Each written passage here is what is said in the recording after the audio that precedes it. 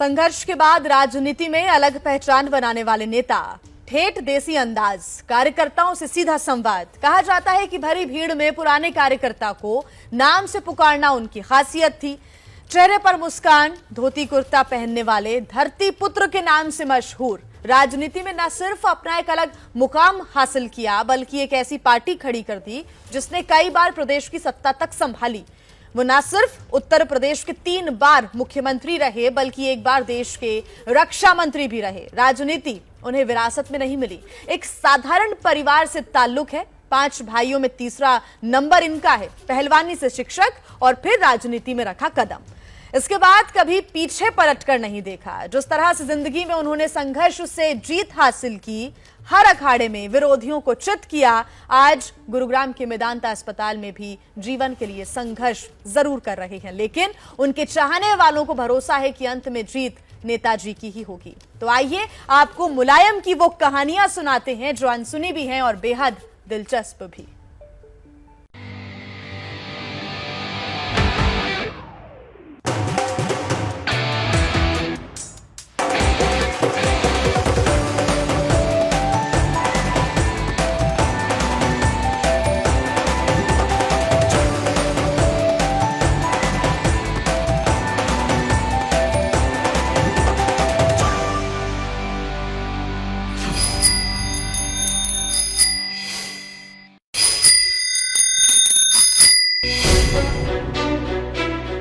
साल 1967 उत्तर प्रदेश में विधानसभा चुनाव हो रहा था।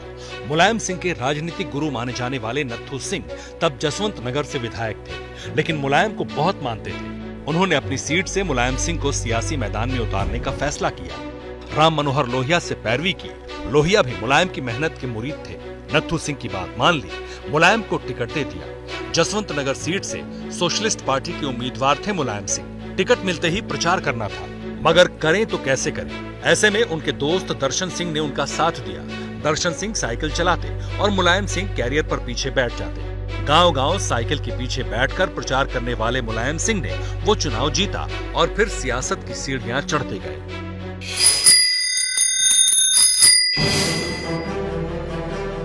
क्या आपको मालूम है, मुलायम सिंह यादव ने जब पहला चुनाव लड़ा था तो उनके पास एक भी पैसा नहीं था। लेकिन सवाल ये है कि फिर राजनीतिक सफर की शुरुआत कैसे हुई। इसके पीछे की कहानी भी बेहद दिलचस्प है। साइकिल से दोस्त दर्शन के साथ प्रचार तो मुलायम सिंह ने शुरू कर दिया था, मगर उन्हें ऐसा लगने लगा था कि एग्रेशन के साथ जसवंत नगर में प्रचार नहीं हो पा रहा है। लिहाजा दोनों ने मिलकर 1 वोट 1 नोट का नारा दिया। वो चंदे के रूप में 1 रुपया मांगते और उसे ब्याज समेत लौटाने का वादा करते थे। नारा हिट हो गया। लोगों ने बेशुमार प्यार बरसाया और मुलायम सिंह को चुनाव प्रचार के लिए पैसे मिलते गए।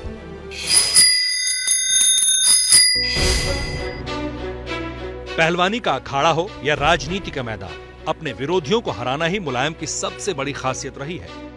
लेकिन आप ये जानकर चौंक जाएंगे कि चंदे के पैसे से पहली बार एम्बेसडर कार खरीदने वाले मुलायम सिंह के पास तेल भरवाने के पैसे भी नहीं हुआ करते थे।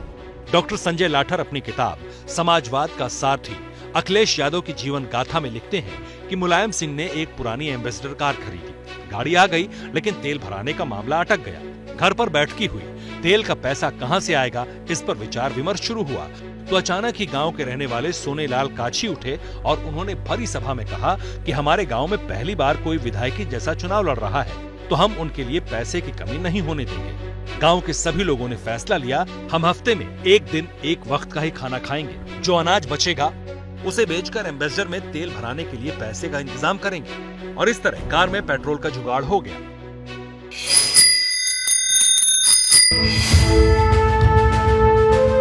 अगर सामने रौबदार मूंछों और सख्त चेहरे वाला डाकू आ जाए तो आप क्या करेंगे? हो सकता है मैदान छोड़कर भाग जाए। लेकिन मुलायम सिंह ठहरे पहलवान। वो कहां किसी से डरने वाले थे। उत्तर प्रदेश में राम मंदिर आंदोलन का दौर जोरों पर था। सरेंडर कर चुके दुर्दांत डाकू तहसीलदार सिंह बीजेपी के मेंबर बन गए। उस वक्त यूपी की राजनीति में मुलायम सिंह यादव का दबदबा था। सियासत में सिक्का उसका चलता था जिसके पास बाहुबल हुआ करता था।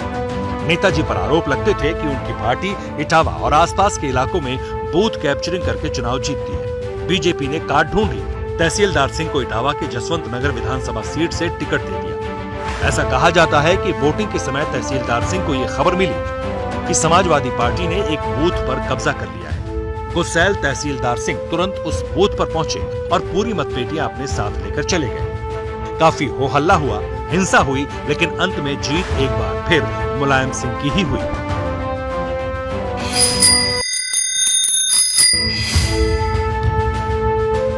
आपने सड़क पर कितनी बार हादसों के शिकार लोगों की मदद की है? क्या आप अपनी बाइक या कार रोककर उन्हें इलाज के लिए पैसे देते हैं? शायद आपका जवाब ना हो, मगर मुलायम सिंह की शख्सियत बिल्कुल अलग थी। उनके पुराने साथी राजेंद्र चौधरी के मुताबिक साल 2012 में उत्तर प्रदेश में विधानसभा चुनाव चल रहा था। नेताजी को एक जगह प्रचार के लिए जाना था। राजेंद्र चौधरी उन्हें छोड़ने एयरपोर्ट जा रहे थे। लखनऊ के कृष्णानगर के पास ट्रैफिक व्यवस्था को पुलिस ने रोक रखा था। सामने से आ रहे एक दूध वाले को भी रोका तो उसकी साइकिल गिर गई। साइकिल पर रखा दूध सड़क पर बिखर गया। नेताजी से रहा नहीं गया, उन्होंने गाड़ी रुकवा दी। दूध वाले को बुलाया तो वो डर गया। जैसे तैसे उनके करीब आए। नेताजी ने नाम पूछने के बाद उससे पूछा कितना नुकसान हुआ है। दूध वाला हक्का बक्का, क्योंकि मुलायम सिंह ने बिना देर किए उसे 2000 रुपए निकाल कर दे दिए। राजेंद्र चौधरी बताते हैं कि चुनाव के दौरान अक्सर गाड़ी में राजनीतिक चर्चाएं होती थी, लेकिन एयरपोर्ट तक उस रोज नेताजी ने दूध वाले के बारे में ही बात की। वो उसका दर्द महसूस करने लगे थे। कहने लगे कितनी जल्दी उठकर कितने घरों से दूध लाया होगा, घर जाकर वो क्या जवाब देगा। मुलायम सिंह के बारे में कहा जाता है कि वो कभी किसी का दुख नहीं देख सकते थे। खली जैसे विशालकाय शरीर वाले पहलवान को छोटे कद का शख्स कैसे पटक सकता है? और अगर कोई ऐसा करेगा तो सबकी नजरों में सर्वोच्च तो बनेगा ही। मुलायम सिंह के साथ भी कुछ ऐसा ही हुआ। नेतागिरी से पहले वो पहलवान थे। अखाड़े की मिट्टी में ही बड़े हुए थे। कद नाटा था, लेकिन बड़े बड़े पहलवानों को आसानी से चित कर देते थे।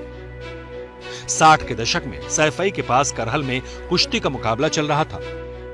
वहां उस दौर के कद काठी में बड़े सरयुद्दीन त्रिपाठी का मुकाबला मुलायम सिंह से था। जब प्रतियोगिता शुरू हुई तो किसी को उम्मीद नहीं थी कि कोई चमत्कार होगा, मगर मुलायम सिंह ने अपना चरखा दांव चला और सरयुद्दीन त्रिपाठी को चित कर दिया। इस मुकाबले को जसवंत नगर के विधायक नत्थू सिंह भी देख रहे थे। दंगल खत्म हुआ तो उन्होंने युवा मुलायम सिंह को बुलाया, शागिर्द बनाया और संयुक्त सोशलिस्ट पार्टी से जोड़ लिया। पार्टी में वो काफी सक्रिय हुए, इलाके के गरीबों और किसानों की आवाज बन गए।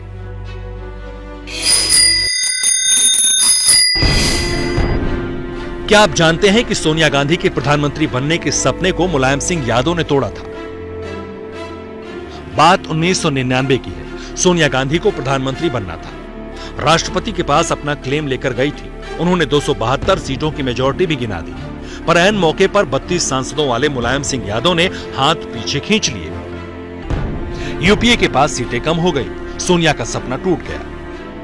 एक अखबार को दिए इंटरव्यू में नेता सुब्रमण्यम स्वामी ने खुलासा किया था कि उस दौरान सोनिया मुलायम से बहुत नाराज हुई और उनसे नफरत करने लगी।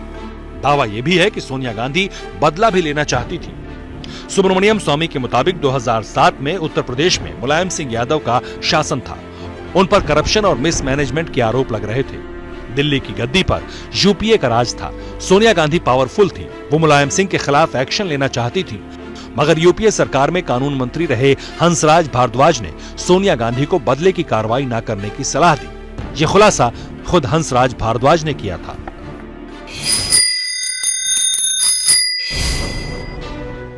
सोनिया के सपने को मुलायम ने तोड़ा, लेकिन मुलायम के प्रधानमंत्री बनने के ख्वाब के पर किसने कतरे?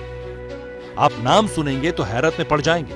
वो थे लालू प्रसाद यादव, जो आज की तारीख में मुलायम परिवार के समधी हैं। 70 के दशक में मुलायम सिंह और लालू यादव दोनों जयप्रकाश नारायण के आंदोलन से निकलकर देश की सियासत में छा गए। दोनों ही खुद को राम मनोहर लोहिया का शागिर्द बताने में फख्र करते थे, लेकिन दोनों की सियासत की ये समानता कभी भी उन्हें गहरा दोस्त नहीं बना पाई। एक वक्त ऐसा भी आया जब लालू यादव ने ही मुलायम की साइकिल पंचर कर दी। मुलायम के दिल में ये मलाल हमेशा रहेगा कि उन्हें लालू यादव ने प्रधानमंत्री नहीं बनने दिया। बात 1996 की है। कांग्रेस की करारी हार हुई। बीजेपी की 161 सीटें आई। वाजपेयी जी की सरकार 13 दिन में गिर गई। लालू और मुलायम पीएम की दौड़ में आगे हो गए। चारा घोटाले में नाम की वजह से लालू का पत्ता कट गया। मुलायम का दामन पाक साफ था। लेफ्ट नेता हरकिशन सिंह सुरजीत नाम आगे बढ़ा रहे थे, लेकिन लालू विरोध में खड़े हो गए, जिसके बाद किसान नेता देवेगौड़ा को गठबंधन ने कमान सौंप दी। दूसरी तरफ 1999 में लालू ने फिर मुलायम की साइकिल की हवा निकाली। सीताराम केसरी की अध्यक्षता वाली कांग्रेस ने 21 अप्रैल 1997 में देवगौड़ा सरकार से समर्थन वापस ले लिया। हरकिशन सिंह सुरजीत ने एक बार फिर मुलायम का नाम आगे बढ़ाया। 13 पार्टियों वाले संयुक्त मोर्चे में मुलायम के नाम पर सहमति भी बनने लगी थी, लेकिन शरद यादव, चंद्रबाबू नायडू और लालू ने फिर अड़ंगा डाल दिया और इंद्र कुमार गुजराल प्रधानमंत्री बने।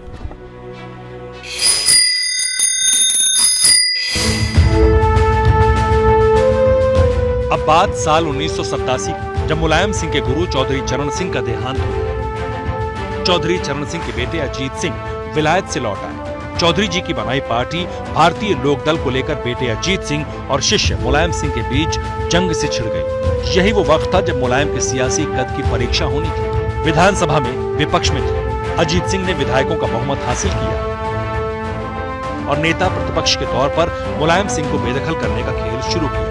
नेताजी को इसकी भनक लगी। कहा जाता है कि उस वक्त पार्टी कार्यालय और तमाम जगहों पर मुलायम सिंह ने अपने लठैत तैनात कर दिए थे।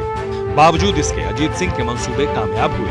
पिता के प्रति पुरानी वफादारी का हवाला देकर लगभग 55 विधायकों को अजीत सिंह ने अपने खेमे में कर लिया। नई पार्टी बनाई, लोकदल आ के नाम से, और खुद को अजीत सिंह ने इसका नेता घोषित कर दिया। दूसरे दल को लोकदल बा नाम दिया गया, जिसके अध्यक्ष हेमवती नंदन बहुगुणा थे। मगर सारी सियासी चालें मुलायम सिंह चल रहे थे।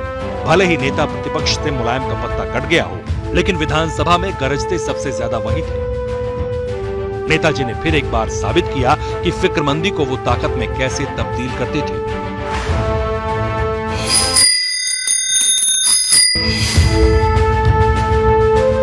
अखाड़े से निकलकर राजनीति के मैदान में झंडे गाड़ने वाले मुलायम सिंह यादव को अपनी असली ताकत का अंदाजा कब हुआ? क्या आपको पता है? जब वो क्रांति रथ पर सवार हुए। ये रथ एक मेटाडोर थी।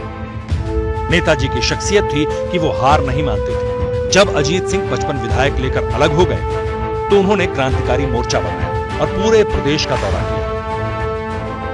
उस वक्त कांग्रेस कमजोर पड़ चुकी थी क्योंकि विश्वनाथ प्रताप सिंह ने कांग्रेस छोड़ दी थी। जन मोर्चा बना लिया था और बोफोर्स मामले में पूरे देश में कांग्रेस कटघरे में खड़ी दिख रही थी।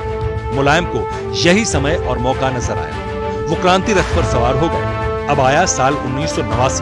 एक बार फिर लोकसभा चुनाव हुए, साथ ही साथ विधानसभा चुनाव भी हुए। 421 सीटों वाले यूपी में जनता दल के हिस्से में आई 208 सीटें। मुख्यमंत्री के 3 दावेदार सामने आए, मुलायम सिंह, अजीत सिंह और अमेठी रियासत के राजा संजय सिंह।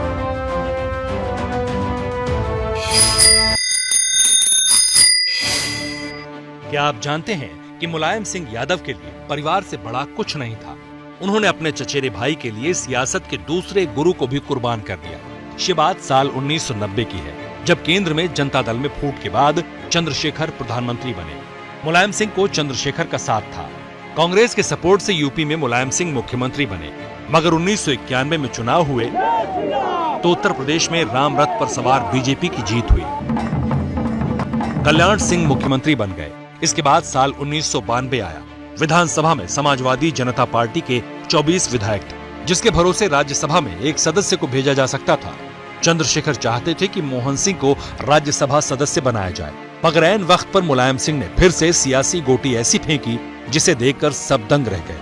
अपने चचेरे भाई और कॉलेज में मास्टर राम गोपाल यादव को उन्होंने पर्चा भरा दिया। चंद्रशेखर ने विरोध किया, लेकिन बावजूद इसके राजनीतिक मैनेजमेंट में माहिर मुलायम ने भाई की जीत सुनिश्चित कराई, जिसके बाद मुलायम और चंद्रशेखर के रास्ते अलग हो गए।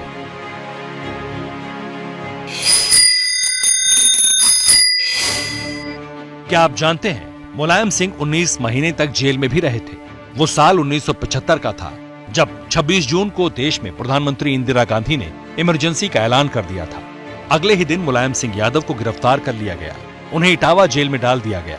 जयप्रकाश नारायण ने पूरे देश में जो क्रांति का बिगुल फूंका था, मुलायम सिंह यादव ने इटावा और आसपास के शहरों और गांवों में उसी अलख को जगाए रखा। युवाओं को एकजुट करते, कांग्रेस के खिलाफ माहौल बनाते थे। आपातकाल हटा तो देश में चुनाव हुए, साथ ही साथ उत्तर प्रदेश में भी चुनाव हुए। मुलायम सिंह यादव भी लड़े और जीत गए। देश और प्रदेश में जनता पार्टी की सरकार बनी। ये साल 1977 था। मुलायम सिंह यादव को यूपी में सहकारिता और पशुपालन मंत्री की जिम्मेदारी मिली।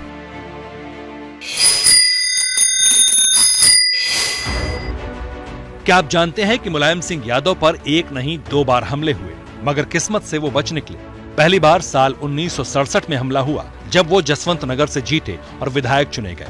पूरे गांव में जश्न मनाया जा रहा था, तभी गोली चली और छोटे कद के कारण गोली उन्हें ना लगकर पीछे खड़े दूसरे आदमी को लगी। 28 साल की उम्र में मुलायम ने उस वक्त के कद्दावर नेता एडवोकेट लाखन सिंह को हराया था। उस दौर में लोग कहते थे ये तो हाथी चूहे की लड़ाई है, मगर जब नतीजे आए तो सब हैरत में पड़ गए। मुलायम सिंह पर दूसरी बार हमला साल 1982 में हुआ, जब राज्य में वीपी सिंह की सरकार थी। वो दौर इटावा में डाकुओं का था। वीपी सिंह पर आरोप लगे कि वो डाकुओं को काबू करने के बहाने पिछड़ों पर ज्यादती करते हैं। साथ ही कई फर्जी एनकाउंटर होने के भी मामले बने। जब मुलायम पर हमला हुआ तो उनके धुर विरोधी बलराम सिंह पर आरोप लगे। उस वक्त चौधरी चरण सिंह ने मुलायम को विपक्ष का नेता बना दिया, जिसके बाद उन्हें सरकारी सुरक्षा मिल गई। मगर राजनीतिक विरोध का खामियाजा परिवार को भुगतना पड़ा। 3 साल के अखिलेश को इटावा छोड़ना पड़ा। राजस्थान के मिलिट्री स्कूल में पढ़ने चले गए।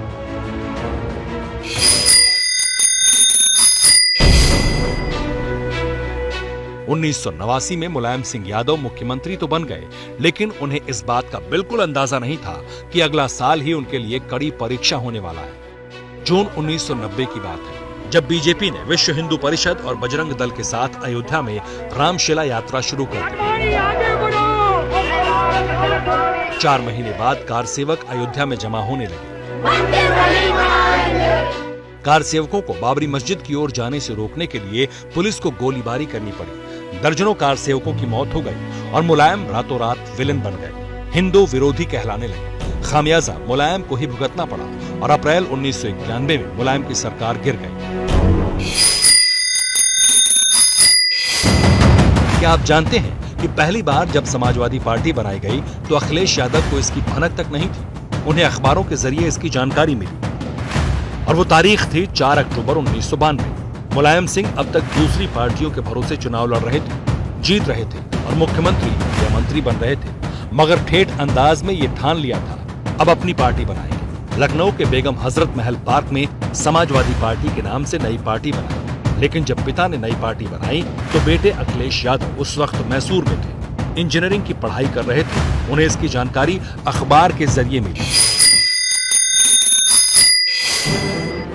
अखाड़े की मिट्टी से राजनीति की सरजमी पर सिक्का जमाने वाले मुलायम सिंह यादव की एक लव स्टोरी भी है, मगर इस स्टोरी में एक्शन है, ड्रामा है, इमोशन है, रिजेक्शन है और फिर सिलेक्शन भी है। एक जर्नलिस्ट और राइटर सुनीता एरोन ने अखिलेश यादव पर बायोग्राफी लिखी है, नाम है बदलाव की लहर। इसके कुछ पन्नों में मुलायम की प्रेम कहानी का भी जिक्र है। सुनीता लिखती हैं कि शुरुआत में साधना और मुलायम की आम मुलाकातें हुई, लेकिन मुलायम की मां मूर्ति देवी की बीमारी की वजह से दोनों करीब आए। दरअसल साधना ने लखनऊ के नर्सिंग होम और बाद में सैफई मेडिकल कॉलेज में इलाज के दौरान मूर्ति देवी की देखभाल की थी। मेडिकल कॉलेज में देखभाल के दौरान ही मूर्ति देवी को एक नर्स गलत इंजेक्शन लगाने जा रही थी, तो साधना ने नर्स को ऐसा करने से रोका, जिसकी वजह से उस वक्त मूर्ति देवी की जान बच गई। जिसके बाद मुलायम सिंह साधना से बेहद इंप्रेस हुए, दोनों की रिलेशनशिप शुरू हो गई।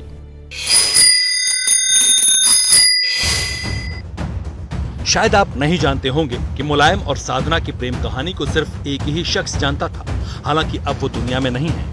ये कहानी शुरू होती है 40 साल पहले 1982 में। देश में कांग्रेस टूट रही थी, यूपी में पिछड़ा वर्ग और यादवों का दबदबा मुलायम सिंह की वजह से लगातार बढ़ रहा था। तब समाजवादी पार्टी नहीं थी। उसी समय औरैया जिले के बिधुना के रहने वाले कमलापति की 23 साल की बेटी साधना गुप्ता नर्सिंग की ट्रेनिंग कर रही थी, साथ ही राजनीति में हाथ आजमाना चाहती थी। वो राजनीतिक कार्यक्रमों में भी आया जाया करती थी। उसी दरमियान 40 साल पार कर चुके मुलायम की आंखें साधना से टकराईं। उसके बाद क्या हुआ क्या नहीं, ये जानकारी सिर्फ एक शख्स के पास थी। वो थे अमर सिंह, जो अब नहीं रहे। अमर सिंह ने 6 साल तक इस प्रेम कहानी को छिपाए रखा। जरा सोचिए, पीआईएल किसी और चीज की और खुलासा कुछ और हुआ। मुलायम सिंह के जीवन का ये सबसे अजीब किस्सा है और इस किस्से के सबसे अजीब कैरेक्टर विश्वनाथ चतुर्वेदी हैं, जिन्हें इसका बिल्कुल इल्म नहीं था कि प्रेम कहानी उनकी वजह से सामने आ जाएगी। 2 जुलाई 2005 को मुलायम सिंह के खिलाफ सुप्रीम कोर्ट में एक हलफनामा दायर किया गया। इसमें पूछा गया कि 1979 में 79,000 रुपए की संपत्ति वाला समाजवादी करोड़ों का मालिक कैसे बन गया। सुप्रीम कोर्ट ने सीबीआई से कहा, मुलायम की जांच करो। जांच शुरू हुई, रिपोर्ट लिखी गई तो पुराने पन्ने खुले। रिपोर्ट में लिखा गया कि मुलायम की एक बीवी और एक बच्चा है।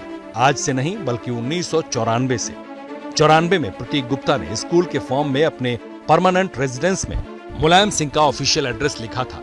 रिपोर्ट में ये तक लिखा गया कि 2000 में प्रतीक के गार्जियन के तौर पर मुलायम का नाम दर्ज हुआ था और 23 मई 2003 को मुलायम ने साधना को अपनी पत्नी का दर्जा दिया था। मुलायम की जिंदगी का एक और चौंकाने वाला किस्सा यह है कि उनकी दूसरी पत्नी साधना गुप्ता ने मुलायम के करीब आने के बाद शादी किसी और से कर ली थी। 4 जुलाई 1986 में उनकी शादी फर्रुखाबाद के चंद्रप्रकाश गुप्ता से हुई थी। इनकी शादी के बाद 7 जुलाई 1987 को प्रतीक यादव का जन्म हुआ, मगर 2 साल बाद ही दोनों अलग हो गए। दरअसल मुलायम सिंह साधना को लकी मानते थे, क्योंकि 1988 में जब वो उनकी जिंदगी में करीब आई तो 1989 में पहली बार मुख्यमंत्री बन गए। मुलायम सिंह ने भी साल 2007 में आय से अधिक संपत्ति मामले में सुप्रीम कोर्ट में शपथ पत्र दिया। लिखा, मैं स्वीकार करता हूं, साधना गुप्ता मेरी पत्नी और प्रतीक मेरा बेटा है।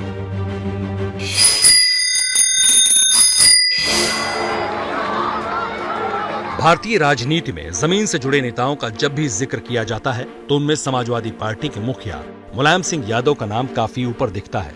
उनकी खांटी राजनीति के कारण उन्हें धरती पुत्र कहा जाता है। मुलायम से जुड़े मशहूर किस्सों में एक और किस्सा ऐसा है जिसमें कहा जाता है कि उन्होंने मंच पर ही एक पुलिस इंस्पेक्टर को उठाकर पटक दिया था।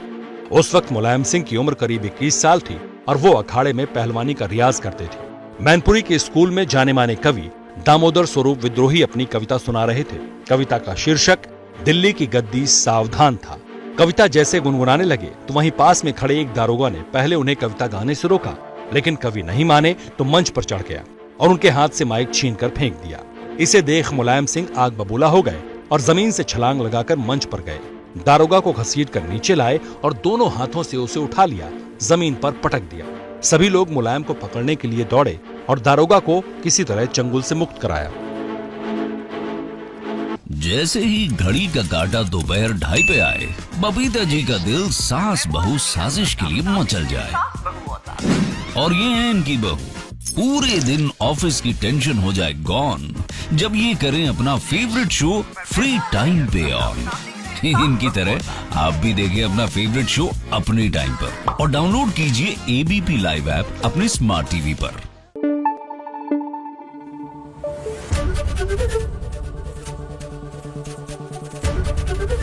एबीपी न्यूज आपको रखे आगे।